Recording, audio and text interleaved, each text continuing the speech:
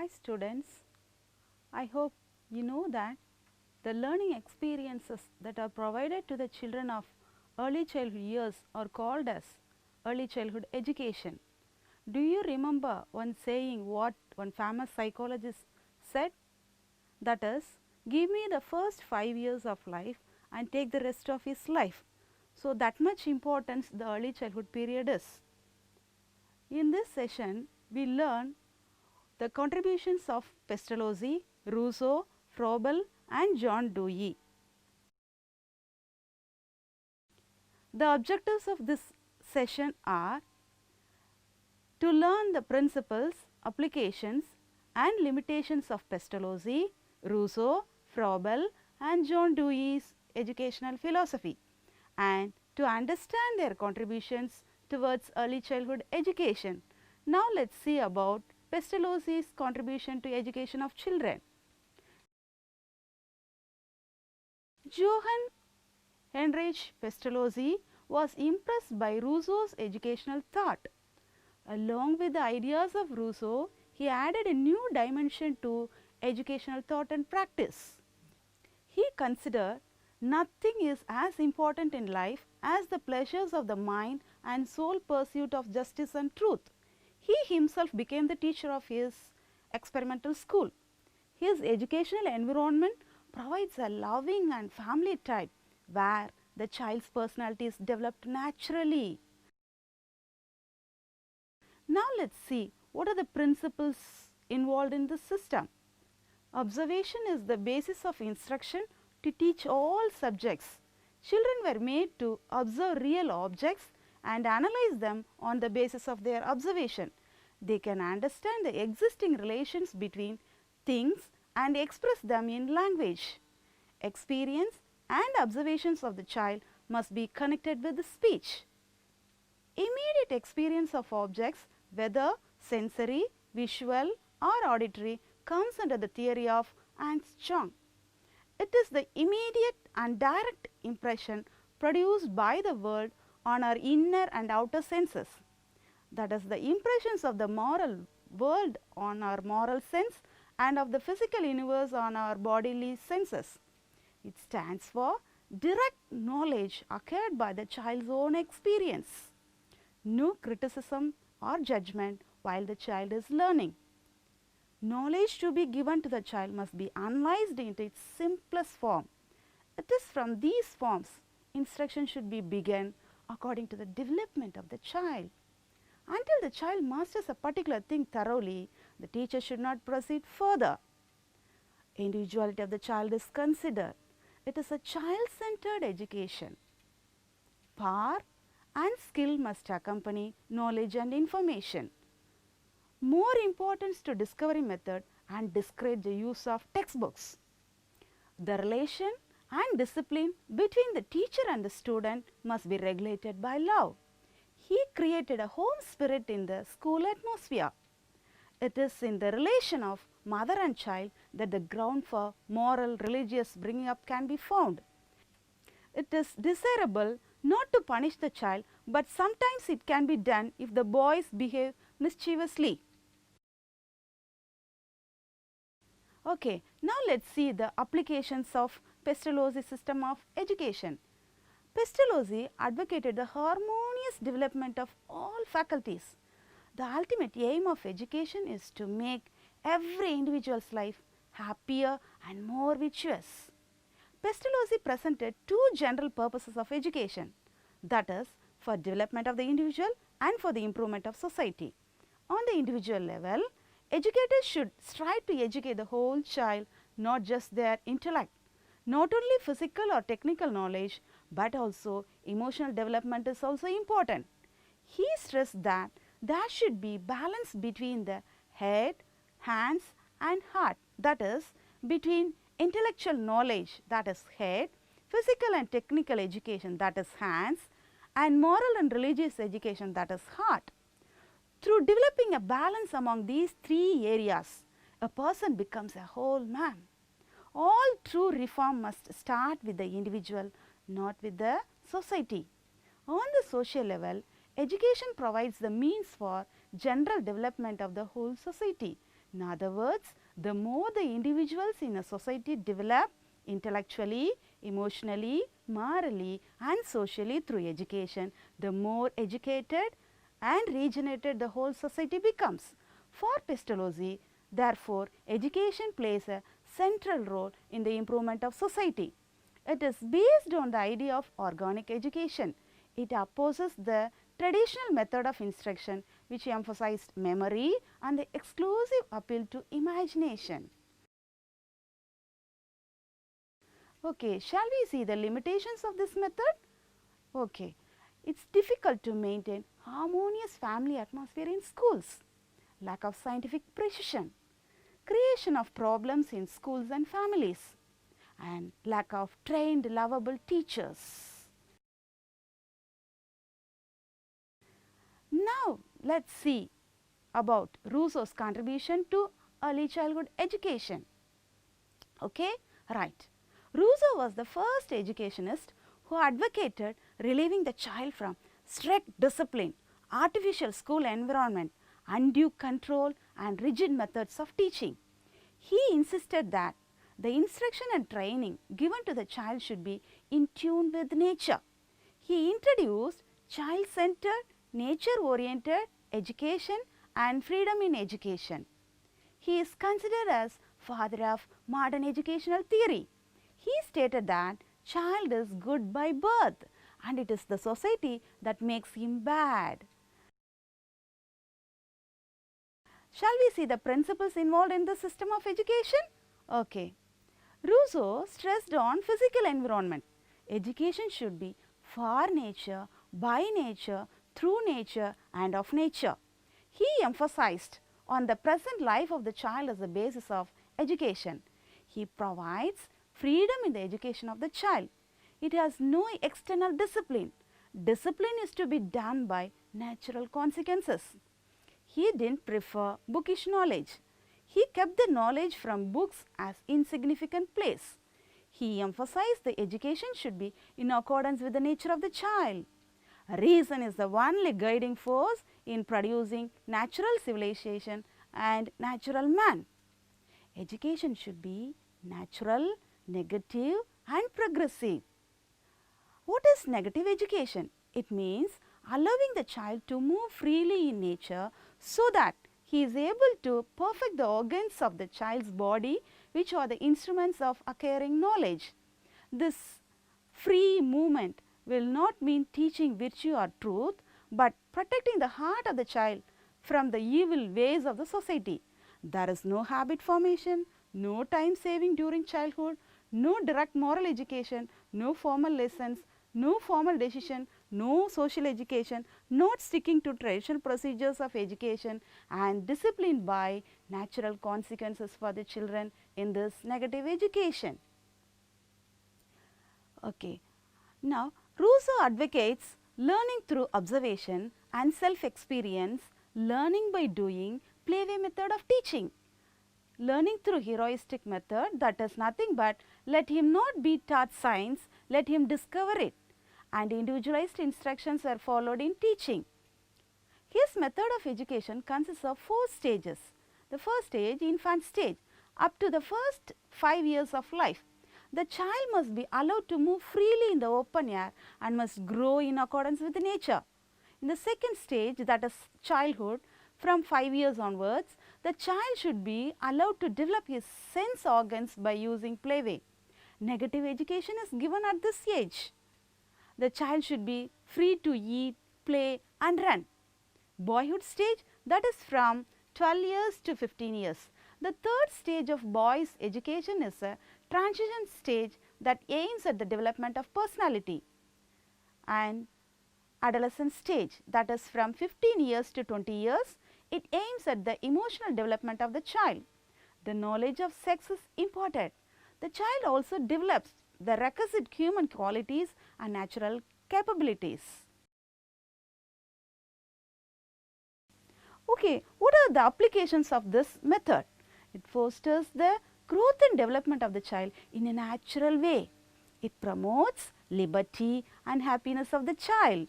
It develops a balanced, harmonious, useful and natural life. Sense training is the primary aim during early stages. It teaches the physical and health education. It promotes curiosity and vocational training during the transition stage from childhood to adolescence. At the adolescent stage, the major aim is to control of the passions and taught abstractions of religion. The child learns the necessary social skills from the literature at the age of 20. It prepares the child for the struggle for existence. There are some limitations of this method also, that is neglecting books and other media. Nature alone is not sufficient for educating the child.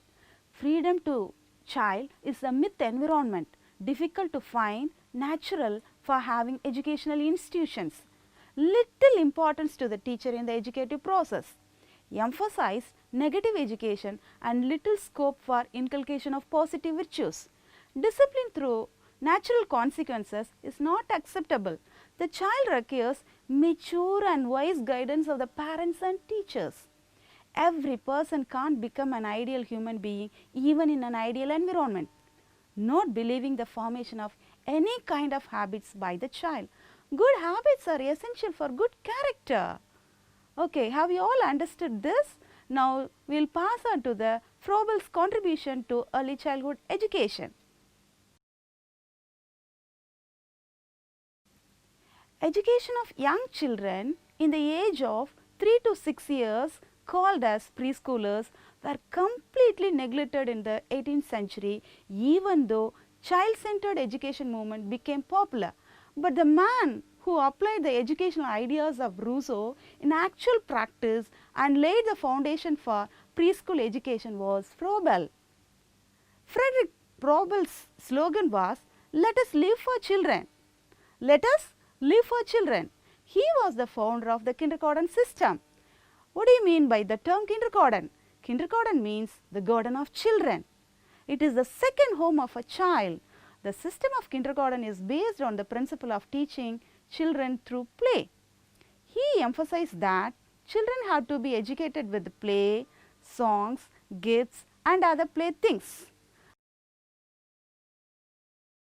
Okay, now let us see the principles involved in Froebel's system of education. Principle of unity.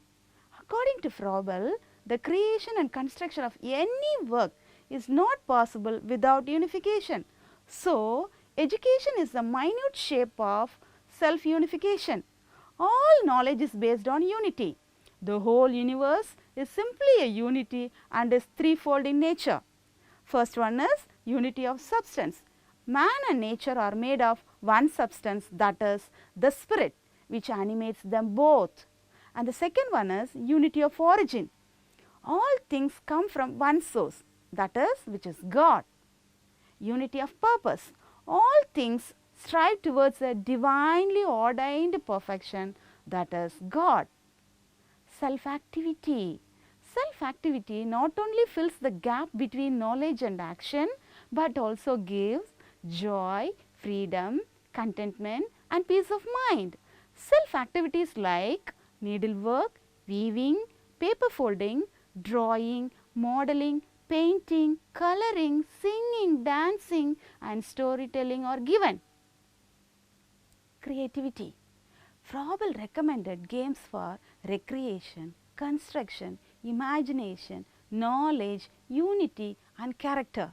He developed songs, gestures and construction as the chief means of stimulating the imagination of the child.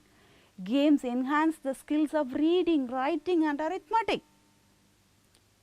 Social participation. When a child participates in a cooperative activities in a social environment, it not only develops physical development, but also social, intellectual and moral development. Principle of development. The whole human life is dynamic. Development is a self-inspired compulsory action of man and it ever goes on moving in man up to the last. One important principle, that is teaching through gifts and occupations. It is an innovative teaching technology in nursery education. Froebel devised suitable materials known as gifts. These gifts suggest some form of activity, and occupations are the activities suggested by gifts. They have been graded well. The order of the activity is devised in such a way that leads the child from the activities and thought of one stage to another. Gifts are in the wooden balls of different colors, wooden spheres, cubes and cylinders of different types and sizes. Additional gifts are in the form of wooden squares, triangles, tables, sticks and rings. Occupations include activities like construction with paper, clay, wood and materials. The activities like paper folding, clay modeling, cardboard works, wood carving, mat making, basket making, embroidery, drawing, sewing, etc. are given. One more important principle, that is principle of play. Froebel emphasized playway method as the purest form of self-activity. Play is the purest spiritual activity and gives joy and freedom to the child. It is an essential factor for the growth of the child. The free and unfettered natural environment of the child takes place through play. The play activities of the kindergarten are playing with dolls, threading of beads, construction work, building with blocks, art and craft activities, storytelling, role play, rhythmic exercises, songs, music, dance, domestic activities like brooming, washing plates, cleaning chairs and tables, polishing shoes and outdoor play using slide, swing and jungle gym. The child's inner desires come out through play activities. And one more important principle, emphasis on sense training. Froebel insisted sense training against mere verbal instruction, since senses are the gateways of learning. Their training must form the first stage in the child's education. Froebel's gifts and occupations train the senses of children. The gifts are totally 20 in number. Development of individuality through social institution, self-activity, self-expression, self-realization and the development of individuality must learn through the process of socialization. The life of an individual is bound up with the life of society. The social institutions like the home, school, church and the state is a place for the activity of an individual and through which the child attains the development of individuality. And one more important principle, that is freedom. The child should be educated in a free atmosphere. Freedom means obedience to self-imposed law. Emphasis on nursery education. Froebel, who greatly emphasized the importance of preschool education. He studied the nature, aptitude, interest and endowments of the education and gave it to the world a theory and practice for the preschool period which had been neglected so far. Now, let us see the applications of this system. It is a child-centered one. Froebel stressed the necessity of the study of child's nature, instincts and impulses. Education aids in realizing unity in diversity and diversity in unity and to discover the interconnectedness between things of the world. It provides an understanding of the coordination spread in perfection of life, perfection of culture and in all-round growth and in all parts of life and nature. As nature, that is God, is symbol of unity, education gives the knowledge of this unity. It develops the willpower of the child. By determination, character is built. Education develops the inner determination power of the child. Children are given enough freedom. The teacher acts as a guide only. It is very useful for small children. He stressed the importance of play in early education. Play gives joy, freedom, contentment, inner and outer rest, peace with the world.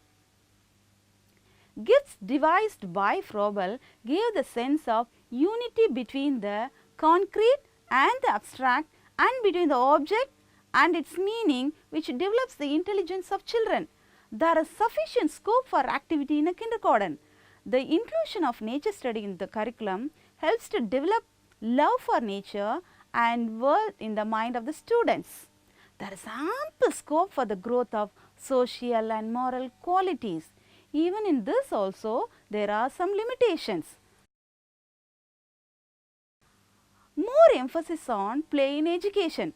Insistence on play, constructive work and many other subjects have underrated the importance of true knowledge and lead to disrespect for learning. By giving more attention on games, the serious study is ignored. Right growth of the child is also disturbed.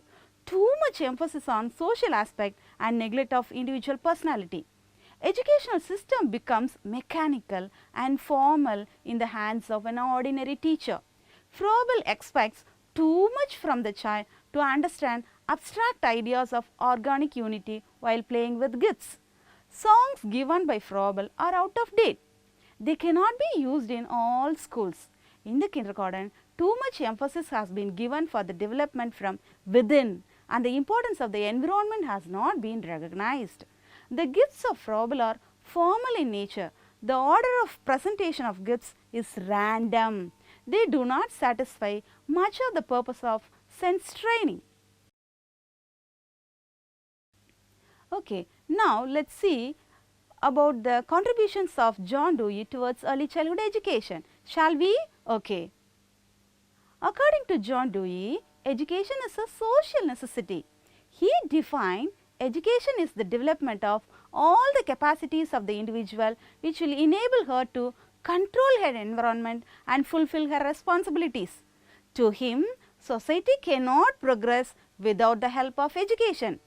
Education is process by which civilization is preserved and is developed further. Dewey says that education is the process of reconstruction or reconstitution of experience, giving it a more socialized value through the medium of increased individual efficiency. He does not believe that education starts only when the child begins to go to school. He thinks that education begins since the birth of the child and goes on throughout the life. Thus, education is regarded as life itself and not a preparation of life.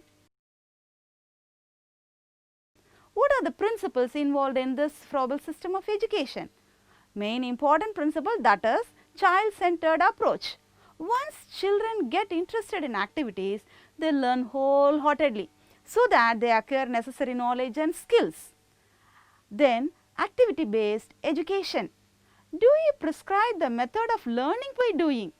It gives importance to the needs and interests of the student. It helps to attain physical knowledge through meaningful work and problem solving.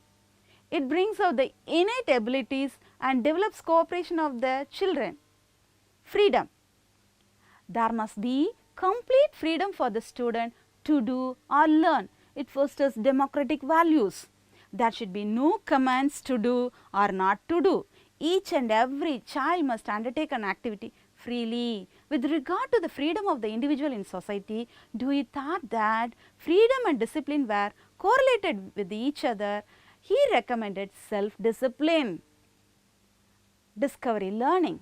The student must find out the solution by thinking and working herself. According to Dewey, instead of teaching that flowers have a pleasant smell, the teacher should spread flowers on the table and allow the students to discover the fact by themselves. What are the applications of this system? It develops an ability to understand and analyze the problems. It develops the skills for intelligent application of knowledge and insight into solve problems. It creates interest of the student through planned experiences. It helps in the adjustment according to the changing needs and ideals of society. It synthesizes and emphasizes the conception of all-round growth and development of the child. It emphasizes the social dimension in the self-actualization. It means cultivating the child's talents, abilities to the best possible extent. It also emphasizes on human relationships, learning to work with the group and live in the community. Now, let us see what are the limitations of this system. Project method is expensive and time consuming. difficult to get professionally trained and talented teachers. Knowledge attained by students in the project method is very slow and fragmented. More importance to science and practical aspects of life and less importance to humanistic aspect. To conclude, education of children is based on the psychology of the child, which is the basis of the early childhood education. The experiences gained by the child in the early childhood period in the above philosophies of schools make the passage from the home to elementary school smooth and easy. The activities provided are helpful for the growth and development of the children. The educational philosophies of Pestalozzi and Rousseau emphasize the growth and development of the child in a natural way, Froebel through playway method, and Dewey insisted activity-based education. Students, do you all understand this? Now let us see the contributions of Maria Montessori, Rabindranath Tagore and Mahatma Gandhi towards early childhood education in the next class. Okay, thank you.